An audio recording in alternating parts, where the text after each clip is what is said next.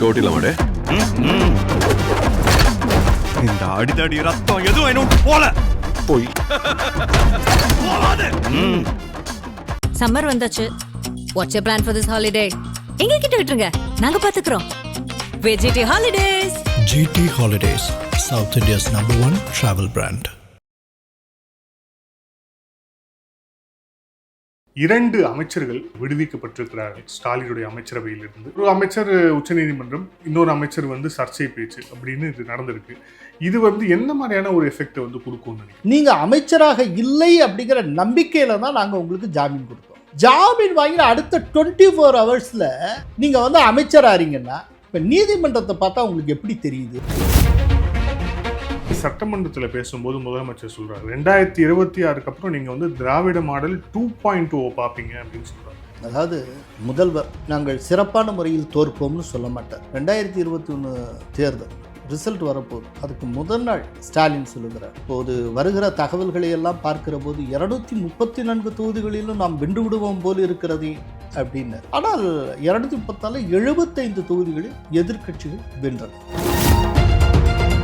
விஜய் பிரம்மாண்டமா எதிர்பார்க்கிறார். இந்த ஃபர்ஸ்ட் டைம் அடிச்சு செந்தூக்கா தூக்கி அப்படியே டைரக்டா சிஎம் சேர்ல போய் உட்காந்துருங்கிற மாதிரி ஒரு சினிமேட்டிக்காலாம் கற்பனை பண்ணிட்டு இருக்காரு. அதெல்லாம் கிடையாதுயான்னு பிரசாந்த் கிஷோர் சொல்லியுமே அவர் கேட்ட மாதிரி தரும்.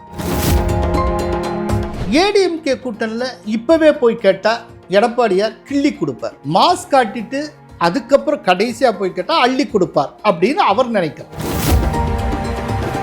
நீங்க சொல்ற சீட்டை கூட நான் வாங்கிக்கிறேன், எனக்கு பெரிய டிமாண்ட்ஸ்லாம் இல்லை. ஆனா என்னோட கொள்கை எதிரியார் கூட பாஜக மட்டும் இருக்கக்கூடாது அப்படின்னு விஜய் ஒருவேளை ஒரு டிமாண்ட் வச்சாருன்னா அது அதிமுக தலைமை ஏற்றுமா? எப்படி ஏற்றுப்பாங்க? ஏன்னா ஏற்கனவே அமித்ஷாவோட உட்காந்து அது பண்ணி அவங்க சீல் பண்ணியாச்சு. இன்னொன்று எடப்பாடி பழனிசாமிக்கும் என்னன்னா இது கடைசி எலெக்ஷன். விஜயெல்லாம் உள்ள வந்தார்னா சர்வசாதாரண 180 தொகுதிகளுக்கு குறைவில்லாமல் என்டிஏச்சு. இந்த என்டிஏ அதனுடைய வெற்றி வேற ஒரு லெவல்ல இருக்கு. அப்போ இதில் நசுங்கி எது போகும் அப்படின்னா பிஎம்கே காணாம போய் தனித்து போட்டியிடக்கூடிய சீமான் காணாம போய். இதுக்கு முன்னால வரைக்கும் அவர் தனிச்சு போட்டிட்டு முடிவு செய்தார். அதுல ஒரு பலன் இருந்தது. ஏன்னா தேர்தலுக்கு தேர்தல் அவருடைய வாக்கு கூடிக்கொண்டே போயிற்று. இந்த முறை முதன்முறையாக குறைய தொடங்கும், ரிவர்ஸ்ல போகும் சொல்றேன். இந்த யதார்த்தத்தை சீமான் புரிந்து கொள்ள வேண்டும். இல்ல ஆரம்பத்திலேயே சீக்கிரமா துண்டு போட்டு என்டிஏக்குள்ள வந்துட்டா அவருக்கு சேஃப். கடைசி நிமிஷத்துல அவர் வந்துகிட்டு இருந்தாரு அப்படின்னா அதுக்குள்ளே விஜய் இந்த மாதிரிலாம் அகாமடேட் ஆயிட்டாங்கன்னா அவருக்கு கதவை க்ளோஸ் பண்ணிடுவார். அப்புறம் அவர் விரும்பினால் கூட உள்ள வரும். 2 அமைச்சர்கள் விடுவிக்கப்பட்டிருக்கிறார்கள் ஸ்டாலினுடைய அமைச்சரவையிலிருந்து. மனோ தங்கராஜ் உள்ள இன்க்ளூட் பண்ணப்பட்டிருக்கிறார். இன்னும் 2 அமைச்சர்களுக்கு கூடுதலான இலாக்காக்கள் ஒதுக்கப்பட்டிருக்கிறது. ஸோ ஒரு அமைச்சர் உச்சநீதிமன்றம், இன்னொரு அமைச்சர் சர்ச்சை பேச்சு அப்படின்னு இது நடந்திருக்கு. இது எந்த மாதிரியான ஒரு எஃபெக்டை கொடுக்கும்னு நினைக்கிறீங்க? முதல்ல இது ஸ்டாலினுக்கு பெரும் பின்னடைவு. இப்போது கவர்னரை எதிர்த்து அவங்க போட்ட வழக்கில் உச்சநீதிமன்றம் அவர்களுக்கு சாதகமாக தீர்ப்பளித்தப்போ அவங்க எல்லாரும் காலரை தூக்கி விட்டாங்க. அது கவர்னருக்கு பெரும் பின்னடைவு, மோடிக்கு மிகப்பெரிய தர்ம சங்கடம் அப்படின்னு அவங்க வர்ணித்தாங்க. அதற்கு அடுத்த ஒரு வாரத்துக்குள்ள இப்போ ஸ்டாலினுக்கு மிகப்பெரிய பின்னடைவு ஏற்பட்டு இருக்கிறது. இத்தனை வழக்குகள் இருக்கிறப்போ வழக்கு இருக்குன்னு தெரிஞ்சே தான் செந்தில் பாலாஜி அமைச்சராக்கினாங்க. அப்படிப்பட்டவரை திரும்ப அமைச்சர் பதவியிலேருந்து போகணும்னு சொல்லி அவரையே ராஜினாமா கொடுக்க சொன்னது ஏன்? அது ஒரு கேள்வி இருக்குது. உச்சநீதிமன்றம் தெளிவாக சொன்னாங்க. ஏன்னா உச்சநீதிமன்றம் என்ன டோனில் சொன்னாங்க அப்படின்னா, செந்தில் பாலாஜி கிட்டத்தட்ட உச்சநீதிமன்றத்தை சீட் பண்ண மாதிரி நடந்துக்கிட்டார் அப்படி. நாங்கள் எதை நம்பி உங்களுக்கு ஜாமீன் தந்தோம்? அமைச்சராக இருந்தீங்கன்னா நீங்கள் சாட்சிகளை கலைப்பீங்க, ஏன்னா ஒரு இன்ஃப்ளூயன்ஷியல் பர்சனாக இருப்பீங்க. அப்படிங்கிறப்போ நாங்கள் எப்படி ஜாமீன் தர முடியும்னு நம்பினோம். அதனால தான் தொடர்ந்து உங்களுக்கு ஜாமீன் கிடைக்காமலே இருந்தது. உடனே ஜாமீன் வாங்கணுங்கிறதுக்காக நீங்கள் என்ன பண்ணீங்க? அமைச்சர் பதவியை ராஜினாமா செஞ்சீங்க. நீங்கள் அமைச்சராக இல்லை அப்படிங்கிற நம்பிக்கையில் தான் நாங்கள் உங்களுக்கு ஜாமீன் கொடுத்தோம். ஜாமீன் வாங்கின அடுத்த 24 ஹவர்ஸில் நீங்கள் அமைச்சராறீங்கன்னா இப்போ நீதிமன்றத்தை பார்த்தா உங்களுக்கு எப்படி தெரியுது அப்படின்னு கேட்டாங்க. ஏன்னா இந்த விஷயம் நீதிபதிகளுக்கு புரியாதா? அப்போ தான் அவங்க ஒரு டெட்லைன் கொடுக்குறாங்க. வர திங்கட்கிழமை இந்த ஹியரிங் வர்றப்போ இவர் ஜாமீன் தொடர்ந்து இருக்கணுமா, ஜாமீன் அவருக்கு கிடைக்கணுமா, இல்லாட்டி அமைச்சராக தொடர்றாரா, ஏதாவது சாய்ஸோட வர சொல்லுங்க அப்படின்னு. இப்போ அமைச்சராகவே நீடிப்பது அப்படின்னு அவர் முடிவெடுத்திருந்தார், புழல் ஜெயிலுக்கு போயிடணும். ஏற்கனவே ஒரு 400 சொச்ச நாட்கள் அவர் அங்கே இருந்திருக்கார். அது ஆக்சுவலாக அவருக்கு பழகி போன இடமும் கூட. அதுக்கு திரும்பவும் அவர் போக வேண்டி இருந்திருக்கும். இல்லை அப்படின்னா அமைச்சர் பதவியை ராஜினாமா செய்யணும். இப்போத்தான் சட்ட ரீதியான வெற்றி ஒன்றை டிஎம்கே அனுபவித்து கொண்டு இருக்கிற போது இப்போது உச்சநீதிமன்றம் தன்னுடைய சிறப்பு அதிகாரத்தை பயன்படுத்தி இவருக்கு ஜாமீனும் வழங்காமல் செய்து அமைச்சராகவும் நீடிக்கக்கூடாதுங்கிறதுக்கு உத்தரவு போட்டால் என்னத்துக்காகும்? மிகப்பெரிய செட்பேக். ஏன்னா உச்சநீதிமன்றம் அதே சிறப்பு அதிகாரத்தை பயன்படுத்தி தான் அந்த கவர்னருக்கு எதிரான வழக்கில் ஜனாதிபதிக்கே டெட்லைன் கொடுத்தாங்க. அதே அதிகாரத்தை செந்தில் பாலாஜி விஷயத்தில் பயன்படுத்தினா என்ன? அப்போது ஸ்டாலினுக்கு இப்போ குப்புற விழுந்து மீசையில் மண் ஓட்டலைன்னு காட்டியாக வேண்டிய ஒரு சூழ்நிலை. உச்சநீதிமன்றத்துக்கு பயந்து ஏதேனும் ஒரு புத்திசாலித்தனமான முடிவை எடுத்தாகும். வேறு வழியே இல்லை ஸ்டாலினுக்கு. அதனால தான் அவர் அமைச்சர் பதவியிலேருந்து அவர் ராஜினாமா செய்கிறார். அவர் அமைச்சராக அந்த ஃப்ளோரில் உட்காந்துக்கிட்டு இருக்கிறப்பவே ஒரு குறிப்பிட்ட மசோதாவை இன்னொரு அமைச்சர் தாக்கல் செய்கிறார், ரகுபதி தாக்கல் செய்கிறார். இத்தனைக்கு அவர் உட்காந்து பார்த்துக்கிட்டு இருக்காரு. அவர் தாக்கல் செய்ய வேண்டிய மசோதா அப்போவே தெரிஞ்சு போயாச்சு. ஸோ இவ்வளவும் நடக்கிறது. இன்னொரு பக்கம் பொன்முடி. அந்த பொன்முடியில் தான் ஒரு சின்ன கேள்வி எக்ஸ்ட்ராவா என்ன அப்படின்னா, இதுக்கு முன்பாக தமிழகத்தில் இந்துக்களுக்கு எதிராக சனாதனத்துக்கு எதிராக ஏதேனும் கருத்துக்கள் வந்தால் அந்த கருத்து அதுதான் நார்மலான தமிழ்நாட்டுடைய கருத்தே அப்படிங்கிற மாதிரியான விஷயத்தை செஞ்சு கடந்து போகும். கருணாநிதி உட்பட ஸ்டாலின் உட்பட எல்லாருமே இந்த இந்து துவேஷ கருத்துக்களை எங்கேயாவது ஒரு இடத்துல சொல்லிட்டே தான் இருந்தாங்க. ஆனால் முதல் முறையாக ஒருவர் அதே மாதிரியான ஒரு கருத்தை ரொம்ப எக்ஸ்ட்ரீமாக சொல்ல போய் அதில் நடவடிக்கையும் எடுத்து அமைச்சர் பதவியும் பறிக்கப்பட்டு கட்சி பதவியும் பறிக்கப்பட்டு அந்த கிட்டத்தட்ட அந்த கட்சியில் சீனியராக இருந்தவர் ஒன்றுமே இல்லாமல் ஆயிருக்காரு அப்படின்னா இதுக்கு இந்த கருத்து இதாக இருக்குன்னா அப்போ தமிழ்நாடு பாலிடிக்ஸே கொஞ்சம் ஷிஃப்ட் ஆகிருக்கும். அப்படி இல்லை, தமிழ்நாடு பாலிடிக்ஸு ஷிஃப்ட் ஆகிட்டுருக்கு, அது ஒரு பக்கம். ஆனால் இதுக்கு உந்து சக்தினா இதுவும் நீதிமன்றம். என்னன்னா நீதிபதி ஆனந்த் வெங்கடேஷ் அவர் விசாரணையின் போது இவர் என்ன பேசினார்ங்கிறத நீதிமன்றத்தில் போட்டு காட்டுறாரு. அவர் மீதான வேற ஒரு கேஸ் ஒன்று வர்றப்போ இப்படியெல்லாம் ஒரு மினிஸ்டர் பேசுகிறாரு. இதே மாதிரி மற்றவங்க பேசினா நீங்கள் என்னென்ன பண்ணியிருப்பீங்க? இதே போல் பேசினதுக்காக இதுக்கு முன்னால் அண்ணாமலை மேலே, அதே போல் கஸ்தூரி மேலே, ஹெச் ராஜா மேலெலாம் நடவடிக்கை எடுத்தீங்க. இவர் மேலே எடுத்த நடவடிக்கை என்ன அப்படின்னு சொல்லி இந்த கேஸையை ஒத்தி வச்சுட்டு சாயந்தரம் இத்தனை மணிக்குள்ளே சொல்லணுங்கிறார். உடனே ஒரு 5 இடத்துல புகார் கொடுத்துருக்காங்க அது இதுன்னு இவங்க சொல்கிறாங்க. சொன்னதும் சும்மா இந்த 5 இடத்துல புகார் வாங்கி 5 இடத்துல எஃப்ஐஆர் போடுறது இதெல்லாம் பண்ணி இதை நீர்த்து போக செய்யாமல் ஒரே எஃப்ஐஆரில் இது அத்தனையும் கொண்டு வரணும் அப்படின்னு சொல்லி அவர் உத்தரவு போடுகிறார். ஸோ அதில் நேரடியாக உயர்நீதிமன்றம் தலையிடுகிறது. அது எப்படி செந்தில் பாலாஜி விஷயத்தில் உச்சநீதிமன்றமோ இதே போல் உயர்நீதிமன்றம் இடித்தது. இப்போது இவர் மேலே எஃப்ஐஆர் போட்டதுக்கப்புறம் இவர் எப்படி அமைச்சராக நீடிக்க முடியும்? ஒரு தார்மீகம் இருந்தால் நீடிக்கக்கூடாது. இது பெரிய தலைவலியாக போயிட்டுருக்கு. ஏற்கனவே இந்த தலைவலிக்கு தீர்வு காண்றதுக்கு தான் கட்சி பதவியிலிருந்து அவர் காலி பண்ணாங்க. அப்படின்னா ஏதோ குறையும்னு நினச்சி தான் பண்ணார். ஆனால் திடீர்னு நீதிபதி ஆனந்த் வெங்கடேஷ் இப்படி ஒரு இடி இடிப்பார்னு அவங்க எதிர்பார்க்கல. இப்போ உயர்நீதிமன்றம் போட்ட போடல இப்போது அமைச்சர் பதவியும் காலி.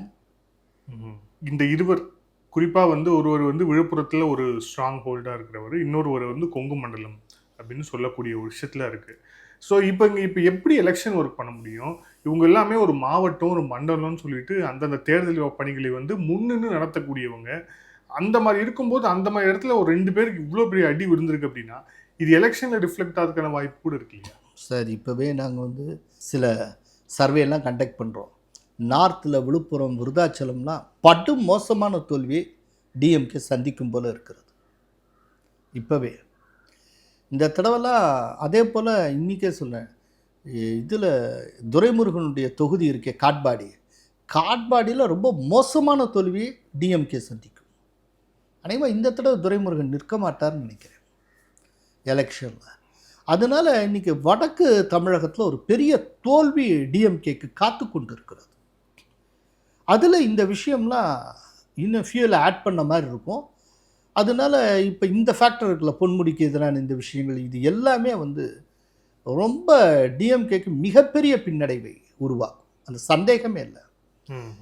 இப்போ அதனால தான் நாங்கள் வந்து திரும்ப நாங்கள் ஆட்சியை பிடிப்போம், அமோக ஜெயிப்போம், அப்படி இப்படின்னு சொல்கிறதே ஒரு தோற்றத்தை உருவாக்குறதுக்காக. இல்லை, ஆனால் சட்டமன்றத்தில் பேசும்போது முதலமைச்சர் சொல்கிறார் 2026 அப்புறம் நீங்கள் வந்து திராவிட மாடல் 2.0 பார்ப்பீங்க அப்படின்னு சொல்கிறார். அதாவது முதல்வர் நாங்கள் சிறப்பான முறையில் தோற்போம்னு சொல்ல மாட்டார், எந்த ஒரு அரசியல் கட்சியும் சொல்லாது, வெற்றி பெறுவோம் தான் சொல்கிறார். எனக்கு நல்லா நினைவில் இருக்குது, 2021 தேர்தல் ரிசல்ட் வரப்போகுது. அதுக்கு முதல் நாள் ஸ்டாலின் சொல்லுகிறார், இப்போது வருகிற தகவல்களை எல்லாம் பார்க்கிற போது 234 தொகுதிகளிலும் நாம் வென்று விடுவோம் போல் இருக்கிறதே அப்படின்னார். ரைட்டா? ஆனால் 234 75 தொகுதிகளில் எதிர்க்கட்சிகள் வென்றன, ஃபுல்லாலாம் அள்ளிடலாம். அதனால் அவர் வந்து ஒரு நம்பிக்கையின் அடிப்படையில், நல்லா ஜெயிக்கணுங்கிற ஆசையின் அடிப்படையில் அவர் சொல்லுவதாக நாம் எடுத்துக்கொள்ளலாம். பட் அதே நேரத்தில் டிஎம்கேயுடைய ட்ராக் ரெக்கார்ட்னு ஒன்று இருக்குது. அதனுடைய ட்ராக் ரெக்கார்ட் படி கலைஞர் எப்போது தலைமையேற்றாரோ அதிலிருந்து இன்றைக்கு வரை டிஎம்கே தொடர்ந்து 2வது முறை ஆட்சியை பிடித்ததே கிடையாது. நான் என்ன நினைக்கிறேன்னா, அந்த ட்ராக் ரெக்கார்டு இந்த முறையும் தொடரும்னு நினைக்கிறேன். இப்போ நீங்கள் ரொம்ப ரீசெண்டாக பார்த்துருப்பீங்க, கோவையில் தமிழக வெற்றி கழகத்துடைய இந்த பூத் கமிட்டி மாநாடு கருத்தரங்கம்னு சொல்லிட்டு 2 நாள் வந்து நடந்தது. ஸோ அதில் வந்து விஜய் அவர்கள் பங்கேற்று அவர்கள் பேசிய விஷயங்கள் எல்லாமே பார்த்துருப்போம். ஆனால் அதில் ஒரு விஷயம் வந்து ஒரு கிரிட்டிக்கலாக ஒரு விஷயம் பார்க்கப்பட்டது. விக்கிரவாண்டியில் இருந்த அவரோட பாடி லாங்குவேஜ், கிரண் ஃபங்க்ஷன் அண்ட் அவர் பாடி லாங்குவேஜ், இதுக்கும் ரொம்ப வித்தியாசம் இருக்குது. அவர் வந்து அந்தளவுக்கான அந்த ஜோஷில் வந்து இல்லை. அதற்கு காரணம் மேபி கூட்டணி டிசப்பாயின்மெண்ட்டாக இருக்கலாம், கூட்டணி பேச்சுவார்த்தை கூட இப்போ நடந்துகிட்டு இருக்கு அப்படிங்கிற அந்த ஒரு கருத்துலாமும் சொல்லப்படுது. உங்களுடைய பார்வை என்ன சார்? ஜென்ரலாக இந்த பாடி லாங்குவேஜை வச்சு ரீட் பண்ணுறதுலாம் கிடையாது. என்ன, வேறு சில காரணங்களால் விஜய் வந்து டயர்டாக இருக்கலாம், அதனால அங்கே வந்து அவர் ஜோஷ் இல்லாமல் கூட போயிருக்கலாம். அதெல்லாம் பற்றி நான் உள்ளே போக விரும்பலை. ஒருத்தர் வந்து பாடி லாங்குவேஜ் வந்து மொத்த அரசியலுமே நம்ம அளந்துட்டுருக்க முடியாது. ஒரு தடவை அப்படித்தான் ஒரு ஜேர்னலிஸ்ட் என்கிட்ட ஃபோன் பண்ணி, அதாவது ஐடிசி சோழாவில் மீட்டிங் நடந்ததில்ல, அமித்ஷா இவங்கெல்லாம், அப்போ வந்து இடையில அதுக்குள்ளே அந்த போர்டில் என்டிஏன்னு போட்டிருந்தது, அதுக்கப்புறம் இல்லாமல் இருந்தது, இதை வச்சுட்டு ஒரு கேள்வி கேட்டுருந்தார். நான் வந்து சொன்னேன், என்ன சார் மொத்த அரசியலையும் இந்த போர்டை வச்சே நீங்கள் பேசிகிட்டு இருக்கீங்க, எப்படி சார்? ஏன் சார், அந்த போர்டே வந்து மின்னணு பலகை தான், ஆஃப் பண்ணால் தெரியாது, எப்போ வந்து ப்ரெஸ் மீட்டு கன்ஃபார்ம் பண்ணுறாங்களோ அப்போ ஆன் பண்ணுவாங்க, இவ்வளோதானுங்க விஷயம். இதை வச்சுட்டு உடனே அரசியல் மாறுகிறதா, கூட்டணியே இல்லாமல் போகிறதா, அதுவா இதுவா என்னமோ பெரிய பஜனைலாம் பண்ணிடலாம். அதுபோல் நம்ம இந்த பாடி லாங்குவேஜ்லாம் வேண்டாம். அவருக்கு வந்து வேறு பல்வேறு காரணங்கள் இருக்கலாம், அன்றைக்கி சோர்வாக இருக்கிறதுக்கு, அதெல்லாம் ஒரு பெரிய விஷயம் இல்லை. ஆனால் அதை தாண்டி விஜய்க்கு யதார்த்தமாக இருக்கக்கூடிய வாய்ப்புகள் என்னங்கிறது மட்டும் பாருங்கள். விஜய்க்கு என்ன சாய்ஸஸ் இருக்குது? ஒன்று, அவர் தனித்து போட்டியிடலாம், இன்னொன்று கூட்டணி கண்டு போட்டியிடலாம். இந்த 2 ஓகே. கூட்டணினா யாரோட வைக்க முடியும், யாரோட வைக்கவே முடியாது. 2, யாரோட வைக்க முடியாது, டிஎம்கேயோட வைக்கவே முடியாது, சான்ஸே கிடையாது. அதே நேரத்தில் ஏடிஎம்கே கூட்டணிக்குள்ளே அவர் நினச்சால் வரலாம். ரைட்டா? சரி, ஏடிஎம்கே கூட்டணியில் இப்போவே போய் கேட்டால் எடப்பாடியார் கிள்ளி கொடுப்பார், மாஸ் காட்டிட்டு அதுக்கப்புறம் கடைசியாக போய் கேட்டால் அள்ளி கொடுப்பார் அப்படின்னு அவர் நினைக்கலாம். அதுக்கு ஒரு வாய்ப்பு இருக்குது. அப்போது அடுத்த ஒரு சில மாதங்கள் மக்களோட மக்களாக இருக்க பெரும் கூட்டத்தை காட்டுவது, இதன் மூலமாக அவர் போகிறதுக்கு வாய்ப்பு இருக்குது. இப்போது இதில் இவங்க ஏமாற்றம் அடையக்கூடிய ஏரியா எதுன்னு கேட்போம். இப்போ அவர் தனித்து போட்டின்னு வர்றார். அதாவது விஜய் சைட்லேருந்து இன்டர்னல் சர்வே ஒன்று பண்ணிக்கிட்டு இருக்காங்க தமிழ்நாடு முழுக்க. அது பிரசாந்த் கிஷோர் டீம் ஒன்று பண்ணிக்கிட்டு இருக்கு, அது நிறையா போயிட்டுருக்கு. அதில் விஜய் எதிர்பார்த்த அளவுக்கு பிரமாதமாக இல்லை. ஆனால் பிரசாந்த் கிஷோர் என்ன நினச்சிக்கிட்டு இருக்காரோ அதை கார்லேட் பண்ணுற மாதிரி வந்துகிட்டு இருக்கு. விஜய் வந்து பிரம்மாண்டமாக எதிர்பார்க்குறார். இந்த ஃபஸ்ட்டு டைமே அடித்து செந்தூக்கா தூக்கி அப்படியே டைரெக்டாக சிஎம் சேரில் போய் உட்காந்துருங்கிற மாதிரி ஒரு சினிமேட்டிக்காலாம் கற்பனை பண்ணிகிட்டு இருக்காரு. அதெல்லாம் கிடையாதியான்னு பிரசாந்த் கிஷோர் சொல்லியுமே அவர் கேட்ட மாதிரி தெரில. இப்போ பிரசாந்த் கிஷோர் மைண்டில் என்ன வச்சுருக்காரு அதை ஒட்டி தான் வருது. அவர் மைண்டில் என்ன வச்சுருக்காரு? அரௌண்ட் 12%. அந்த ரேஞ்சுக்கு தான் வரும். அதுக்கு மேலே இப்பெல்லாம் போகிறதுக்கு வாய்ப்பு இல்லை. கூட்டணி தான் சரியாக இருக்கும் அப்படிங்கிற மாதிரி. இல்லை விஜய் என்ன சொல்கிறார், கூட்டணி தான் சரியாக இருக்கும்னா நம்மளும் ஏடிஎம்கே மட்டுமே கூட்டணி வைப்போம், மற்ற கட்சியெல்லாம் இதுக்கு 2 சேர்ந்தாலே எங்கேயோ போயிடலாம் அப்படின்னு நினைக்கிறேன். ஆனால் அதுக்குள்ளேயே இங்கே ஏடிஎம்கே சீல் பண்ணியாச்சு, பிஜேபி அலையன்ஸ்லாம் சீல் பண்ணியாச்சு. இந்த பிஜேபி இதோட சீல் பண்ணதோட சில குட்டி கட்சிகள் எல்லாமே உள்ளே வந்துடுது. இப்போ வெளியில் இருக்கிற கட்சிங்கிறது எது இருக்குது? ஒன்றுமே கிடையாது. இப்போ வெளியில் சீமான் மட்டும்தான் இருக்கார். குறிப்பிடத்தக்க கட்சிகளில் வெளியில் இருக்கிறன்னா சீமான் ஒன்று இருக்கார். அந்த பக்கம் புதிய தமிழகம் கிருஷ்ணசாமி இருக்கார். ஏடிஎம்கே கூட்டணியில் இருக்கக்கூடிய தேமுதிக என்டிஏவில் தொடர்கிறது நம்ம கற்பனை பண்ணிக்க உரிமை உண்டு. இவ்வளவும் இருக்குது. பாமகவும் என்டிஏல் தானே இருக்குது. வெளியில் வந்துட்டோன்னு அனௌன்ஸ் பண்ணலையே, அவங்க இப்படி அப்படின்னு இருக்காங்க, அவ்வளோதான். இப்போது இந்த பக்கமும் செங்கலை உருவ முடியாது, இந்த பக்கமும் எல்லாம் ஐக்கியமாயிட்டாங்க. இப்போ நடுவாக திருசங்கு சொர்க்கத்தில் தனிச்சு போட்டியிட்டால் விஜயுடைய ரசிகர்கள் எல்லாம் எங்கேயோ கற்பனையில் இருக்கான்.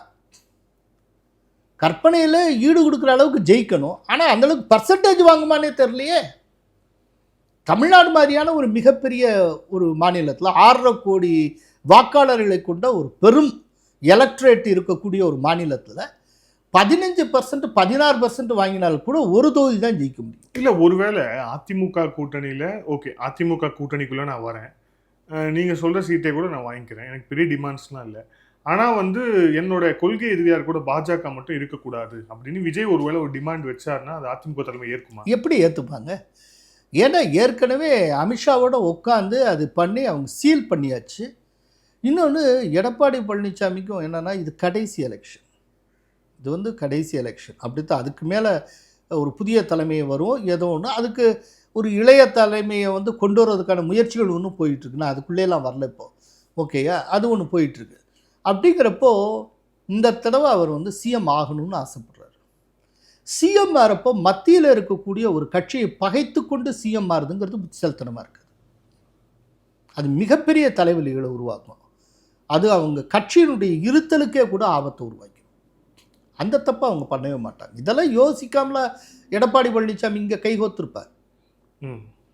அதனால இனிமேல் விஜயை சேர்க்கறதுக்காக பிஜேபியை கலற்றி விடுவது அப்படின்னு ஒன்று இருக்கவே இருக்காது.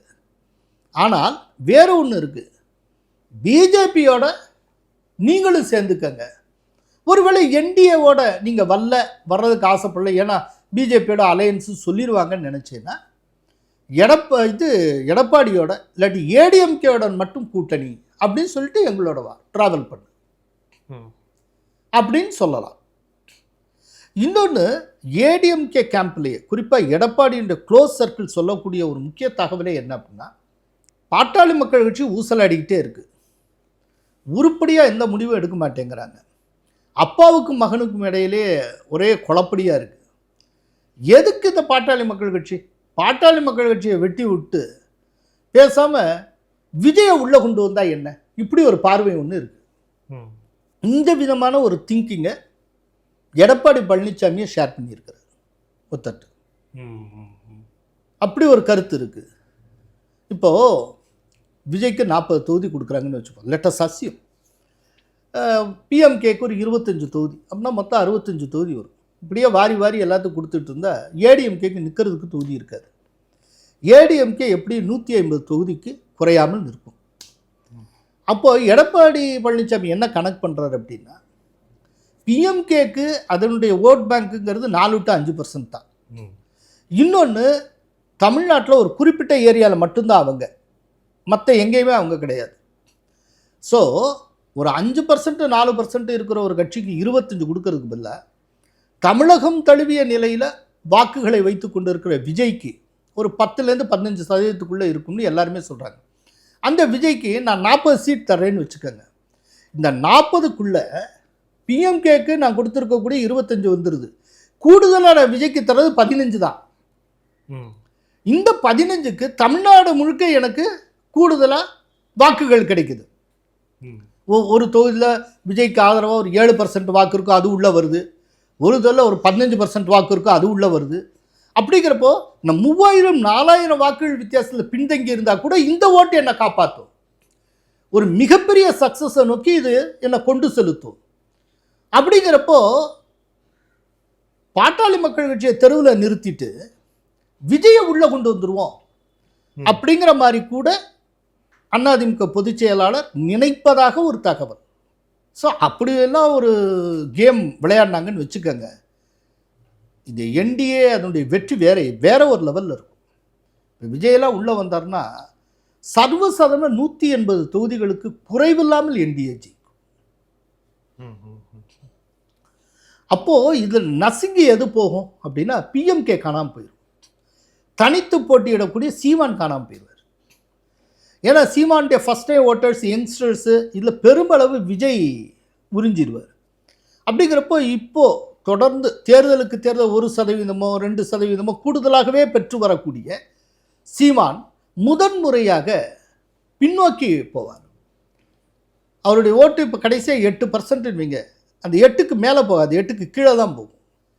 பிகாஸ் ஆஃப் விஜய் 6 இல்லாட்டி 5% வந்து நிற்கும். பிஎம்கே என்ன, டிஎம்கேல இடம் கிடைக்காது. ஏன்னா திருமாவளவன் அங்கே இருக்கார். திருமாவளவன் தெளிவாக சொல்லியிருக்காரு, பிஜேபியும் பிஎம்கே இருக்கிற இடத்துல நான் இருக்க மாட்டேன்னு. அப்படின்னா டிஎம்கே விட்டு இப்போ அசைய போகிறது இல்லைன்னு அர்த்தம். இது ஒன்று.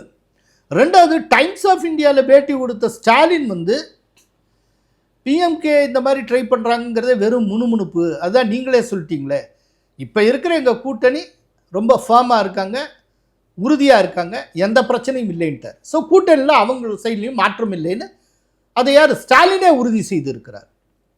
அப்போது திரும்பவும் பாட்டாளி மக்கள் கட்சி திருசங்கு சொர்க்கம் தான், நடுவாக நிற்க வேண்டியதுதான். இப்படி ஒன்று நடப்பதற்கு வாய்ப்பு இருக்கிறது. ஆனால் நீங்கள் ஆரம்பத்துலேருந்து சொல்லிட்டு வந்து சீமானும் இந்த கூட்டணி சேருவதற்கான ஒரு சான்ஸ் வந்து இருக்குது அப்படின்னு சொல்லிட்டே இருந்தீங்க. ஒருவேளை இப்போ அந்த நான் சொல்கிறேன், இந்த சான்ஸை நான் மறுக்கலை. ஆனால் சீமானாக ஏதோ ஒன்று தன்னை பற்றி மிகையாக நினைத்து கொண்டு கூட்டணிங்கிற ஆப்ஷனை தவிர்த்து விட்டு இந்த தடவை தனித்து போட்டியிடுவது அப்படின்னு முடிவு செய்தால் அது ரொம்ப டிசாஸ்ட்ரஸாக இருக்கும். இதுக்கு முன்னால் வரைக்கும் அவர் தனித்து போட்டிட்டுன்னு முடிவு செய்தார். அதில் ஒரு பலன் இருந்தது. ஏன்னா தேர்தலுக்கு தேர்தல் அவருடைய வாக்கு கூடிக்கொண்டே போயிற்று. இந்த முறை முதன்முறையாக குறைய தொடங்கும், ரிவர்ஸில் போகும் சொல்கிறேன். இந்த யதார்த்தத்தை சீமான் புரிந்து கொள்ள வேண்டும். இதில் வந்து ஆரம்பத்திலேயே சீக்கிரமாக துண்டு போட்டு என்டிஓக்குள்ளே வந்துட்டால் அவருக்கு சேஃபு. கடைசி நிமிஷத்தில் அவர் வந்துகிட்டு இருந்தார் அப்படின்னா, அதுக்குள்ளே விஜய் இந்த மாதிரிலாம் அகாமடேட் ஆகிட்டாங்கன்னா அவருக்கு கதவை க்ளோஸ் பண்ணிடுவாங்க. அப்புறம் அவர் விரும்பினால் கூட உள்ளே வர முடியாது. நன்றி சார், பல்வேறு கேள்வி. Thank you sir, thank you so much.